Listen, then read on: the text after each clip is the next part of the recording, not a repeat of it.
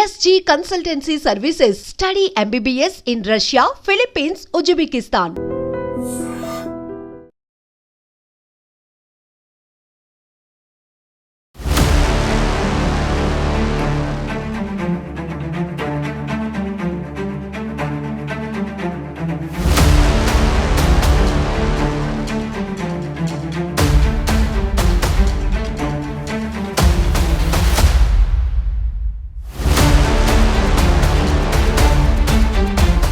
గుజరాత్ వడోదరాలో మహీసాగర్ నదిపై ఒక్కసారిగా గంభీర్ బ్రిడ్జ్ కుప్పకూలిపోవడంతో దానిపై ప్రయాణిస్తున్నటువంటి 4 వాహనాలు కూడా నదిలో పడిపోయాయి.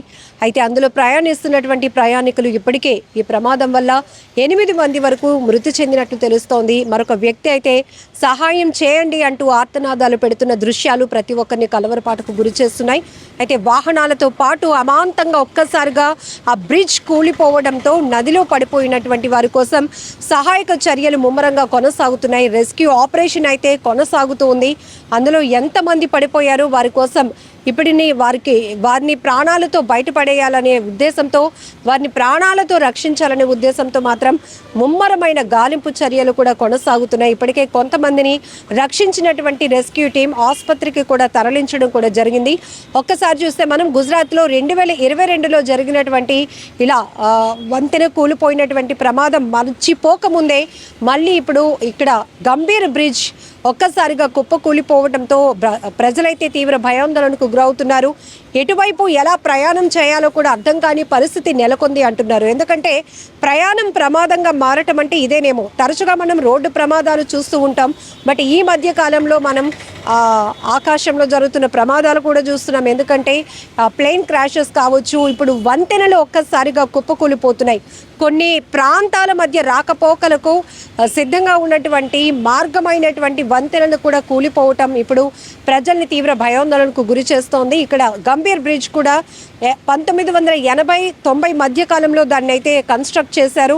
ఇప్పటికీ కూడా అంటే 45 ఏళ్ళ వరకు కూడా వాటి స్పాన్ ఉన్నప్పటికీ ఇంకా అంటే పూర్తి స్థాయిలో శిథిలావస్థకు చేరుకుంటున్నాయి. వీటి నిర్మాణం ఎలా జరిగింది, దాని నాణ్యత లోపం కావచ్చు, లేకపోతే కొన్ని కూలిపోవడానికి సిద్ధంగా ఉన్న వాటిపైన మానిటరింగ్ జరగాలి. కొత్త వంతెనల నిర్మాణం కూడా జరగాల్సినటువంటి అవసరం ఉంది. కానీ ఇలా ప్రమాదాలు జరిగి ఒక్కసారిగా వంతెనలు కుప్పకూలిపోయి అందులో ప్రజలు ప్రాణాలు కోల్పోతున్నప్పుడు ఒక్కసారిగా ప్రజలు తీవ్ర భయాందోళనకు గురవ్వాల్సినటువంటి పరిస్థితి ఇక్కడ మనం చూడొచ్చు. నిర్లక్ష్యం, భద్రతా వైఫల్యం కూడా ప్రధానంగా కనపడుతోంది. ఎందుకంటే ఇక్కడ వడోదరా నుంచి ఆనంద్ పట్టణాల మధ్య రాకపోకలు పూర్తిగా ఈ ప్రమాదం వల్ల అయితే నిలిచిపోయాయి.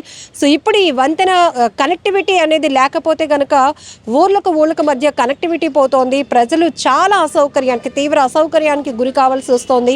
అనుకోకుండా వంతెనలు ఇలా బ్రిడ్జ్లో ఒక్కసారిగా కుప్పకూలిపోతే ప్రజలు, అందులో అమాయకమైనటువంటి ప్రజలు, అప్పటి వరకు వంతెనలపై ప్రయాణించే ప్రజలు ఒక్కసారిగా తమ ప్రాణాలు అలా రిస్క్లో పడిపోయినటువంటి పరిస్థితి ఉంటుంది. ఇప్పటికే ఈ ప్రమాదంలో అయితే కనుక మొదట 3 చనిపోయారన్నారు, ఆ తర్వాత మరొకరు చనిపోయారు. ఇప్పుడు మృతుల సంఖ్య 8కి చేరుకుంది.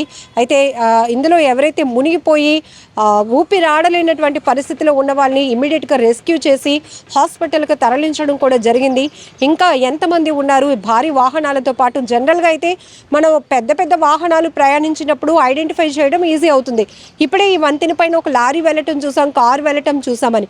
బట్ ఒకవేళ ఎవరైనా వాక్ చేసుకుంటూ వెళ్ళినా, లేకపోతే ఆ భారీ వాహనాలు ఎంతమంది ప్రయాణికులు ఉన్నారో ఇక్కడ చెప్పడానికి కూడా కష్టం. ఎందుకంటే ఆ పరిస్థితిలో ఎవరు ప్రాణభయం ఎలా ఉంటుంది, అంత ఎత్తు నుంచి ఒక్కసారిగా వాహనాలతో పాటు ప్రయాణిస్తున్న వాహనాలతో పాటు అలా నదిలో పడిపోతే వాళ్ళు అసలు గుండెలు గుబేలమంటున్నాయి కదా. మనం వినటానికి చూడటానికి ఈ దృశ్యాలు ఎంత భయానకంగా ఉన్నాయి. ఇలాంటి పరిస్థితులు ఒక్కసారి మనం చూడొచ్చు. సీజన్స్లో కొన్ని అకాల వర్షాల వల్ల కూడా మనకి ఫ్లాష్ ఫ్లడ్స్ వస్తున్నాయి, అకాల వర్షాలు వస్తున్నాయి, భారీ వరదలు వస్తున్నాయి. వీటి వల్ల కూడా కొన్ని చోట్ల అప్పటికే శిథిలావస్థలో ఉన్నటువంటి పరిస్థితిలో ఉన్న వంతెనలు, బ్రిడ్జ్లు ఇలాంటివన్నీ కూలిపోతూ ఉన్నాయి. కొండ చర్యలు విరిగిపడి ఎంత ప్రాణ నష్టం జరుగుతుందో, ఇల్లులు కూడా, వంతెనలు, పెద్ద భవంతులు కూడా నేల కొరిగిపోతూ ఉన్నాయి. భారీ వృక్షాలు కూడా విరిగి నేల కొరిగిపోతున్నటువంటి పరిస్థితులు మనం చూస్తున్నాం. ఇదంతా ప్రకృతి మనకి నష్టాన్ని కలిగిస్తుంది అనుకుంటున్నామేమో, కానీ బట్ ప్రకృతిని మనిషి నాశనం చేస్తూ ఉండటం వల్ల జరుగుతున్న వైఫల్యాలు, ఇలాంటి భయానక దృశ్యాలు అని ఇప్పటికే పెద్ద ఎత్తున విశ్లేషకులు చెప్తున్నారు. అందుకే పర్యావరణాన్ని మనం కాపాడుకుంటూ ఉంటే ప్రకృతి మనల్ని కాపాడుతూ ఉంటుంది అనేది ప్రతి ఒక్కరూ ఇంకా పూర్తిగా అర్థం చేసుకోలేని పరిస్థితిలోనే మనం ఎన్నో ప్రమాదాలు చూడాల్సి వస్తోంది. ప్లేన్ క్రాష్లు, రైలు ప్రమాదాలు జరుగుతున్నాయి, రోడ్ యాక్సిడెంట్లు పెరుగుతున్నాయి. అనుకోకుండా ఇప్పుడు ఇలాంటి వంతెనలు కూలిపోవటం ఇలాంటివి చూస్తున్నాం. పెద్ద పెద్ద భవంతులు నేల కొరిగిపోతున్నాయి. ఇవన్నీ కూడా చూస్తుంటే ఎంతో ఎంతో వందల సంఖ్యలో ప్రాణ నష్టం జరుగుతున్నటువంటి దృశ్యాలు ప్రతి ఒక్కరిని తీవ్రంగా కలిచివేస్తున్నాయని చెప్పాలి. అసలు ఏం జరుగుతోంది ఏంటి, ఇవన్నీ మనకు ఒక హెచ్చరిక లాంటివా అని అనిపిస్తోంది. ఇక్కడ కూడా మనం చూడొచ్చు, చాలా వాటిపైన ఒక మానిటరింగ్ సిస్టమ్ ఉండాలి. భవంతులు కావచ్చు, పురాతన నిర్మాణాలు, కట్టడాలు ఏవైతే ఉన్నాయో వాటిపైన నిరంతరం పర్యవేక్షణ కూడా అవసరం. వాటికి ప్రతి కన్స్ట్రక్షన్కి, ప్రతి కట్టడానికి కొన్ని ఇయర్స్ అంటూ ఉంటుంది. సో వాటిని మనం మానిటరింగ్ చేయకపోతే కనుక పెద్ద ప్రమాదాలే జరుగుతాయి, పెద్ద సంఖ్యలో ప్రాణాలు పోవటానికి కూడా అవకాశం ఉంటుంది. సో ఇక్కడ కూడా ఇలాంటి బ్రిడ్జెస్ చాలానే ఉన్నాయి. నాట్ ఓన్లీ గుజరాత్లో ఎక్కువగా మనం చూడొచ్చు ఇలాంటి వంతెనలు కూలిపోయిన ప్రమాదాలు చూస్తున్నాం. సో ఇతర ప్రాంతాల్లో, ఇతర రాష్ట్రాల్లో, ఇతర జిల్లాల్లో కావచ్చు, ఏజెన్సీల్లో కావచ్చు, సో ఏవైతే ఇవి కుప్పకూలిపోవడానికి సిద్ధంగా ఉన్న వాటిని గుర్తించి ఇమీడియట్గా అక్కడ యాక్షన్ తీసుకోవాలి. కొత్త నిర్మాణాలు అనేవి చేపడితే కనుక ప్రజలు ఎలాంటి అసౌకర్యానికి గురికారు, ప్రాణ నష్టం జరగదు, ఆస్తి నష్టం జరగదు. కానీ అలాంటి మానిటరింగ్ సిస్టంలో ఒక భద్రతా వైఫల్యాలు, నిర్లక్ష్యం కొట్టొచ్చినట్టు కనపడుతూ ఉండటం వల్ల ఇలా అమాయకుల ప్రాణాలు పోతున్నాయి. ఒక రకంగా చెప్పాలంటే ప్రయాణం కాస్త ప్రమాదంగా మారి ఇప్పుడు 8 మంది ప్రాణాలు కోల్పోయినటువంటి దుర్ఘటన ఈ బ్రిడ్జ్ వంతెన కూలిపోవడం వల్ల జరిగిందని చెప్పొచ్చు. ఇప్పటికీ స్టిల్ అక్కడ రెస్క్యూ ఆపరేషన్ కొనసాగుతోంది. పెద్ద ఎత్తున పోలీస్, ఫైర్ డిపార్ట్మెంట్, స్థానికులు మొత్తం అందరూ కూడా ఒక టీమ్గా ఫామ్ అయ్యి రెస్క్యూ ఆపరేషన్ కంటిన్యూ చేస్తున్నారు. సో కొంతమందిని అయితే ప్రాణాలతో రక్షించి సహాయక చర్యలు అందించే దిశగా వెళ్తుంటే ఇంకా మృతుల సంఖ్య పెరుగుతుందా అనే ఒక భయం కూడా ప్రతి ఒక్కరిని వెంటాడుతోంది. ఏదేమైనా ఇలాంటి ఘోరమైన ప్రమాదాలు ఒక కనువిప్పు కావాలి. మళ్ళీ పునరావృతం కాకుండా ఉండాలంటే ఎలాంటి పటిష్టమైన చర్యలు తీసుకోవాలో అన్ని శాఖలు సమన్వయంతో దీనిపైన ఒక స్టడీ చేసి ఒక సొల్యూషన్ తీసుకురావాల్సిన అవసరం ఉందని కూడా పెద్ద ఎత్తున ప్రజల నుంచి డిమాండ్ వినపడుతోంది.